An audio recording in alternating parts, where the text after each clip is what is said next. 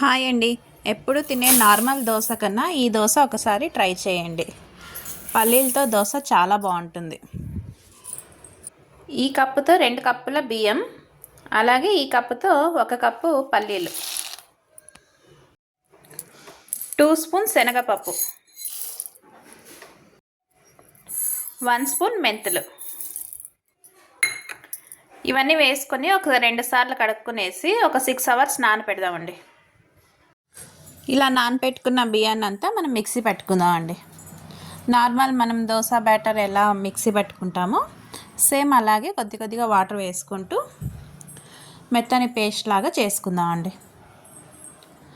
అలాగే ఇందుకు నేను ఒక 1/2 కప్పు అవలక్కి తీసుకున్నాను, అటుకులు, ఇంకొక 1/2 కప్పు బొరుగులు తీసుకున్నానండి.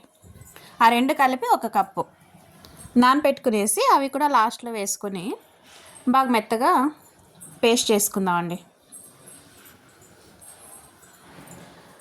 ఇలా అంతా మిక్సీ పెట్టుకున్నాం కదా, ఒకసారి అంతా బాగా కలిపేసి నైట్ అంతా అది పులిసేకి ఇడుద్దామండి పిండిని. చూడండి, మార్నింగ్ అంతా బాగా పులిసింది కదా పిండి. ఇప్పుడంతా ఒకసారి బాగా కలుపుకునేసి మీకు ఈ దోశకి ఎంత కావాలో అంత పిండి తీసుకొని ఇంకా మిగతాదంతా ఫ్రిడ్జ్లో పెట్టుకునేసేయండి. రుచికి సరిపడా సాల్టు, ఇంకా దీనికి సోడా ఏది అవసరం లేదండి. ఇలాగే చాలా బాగా వస్తాయి దోశ.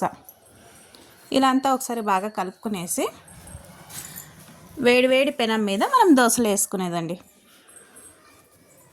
నార్మల్ దోశ కన్నా ఈ దోశ టేస్ట్ బాగుంటుంది, అలాగే డిఫరెంట్గా కూడా ఉంటుందండి.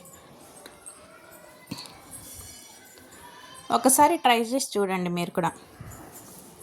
అతుక్కోవడం కానీ ఏది అవ్వదండి, ముద్ద ముద్ద అయ్యేది కానీ. ఇది నార్మల్ దోశలాగే బాగా క్రిస్పీగా వస్తుంది, టేస్ట్ కూడా బాగుంటుంది. ఇలా ఆయిల్ వేసుకొని ఫ్రై చేసుకుందామండి. చూడండి, ఎక్కడ అతుక్కోకుండా బాగా లేసింది కదా దోశ కూడా. ఇప్పుడు ఒక సర్వింగ్ ప్లేట్లో తీసుకుందాం. వేడి వేడి పల్లీ దోశ అయితే రెడీ అయిందండి. మీకు ఈ వీడియో లైక్ అయితే లైక్ చేయండి, షేర్ చేయండి, కామెంట్స్ చేయండి, సబ్స్క్రిప్షన్ చేసుకోండి.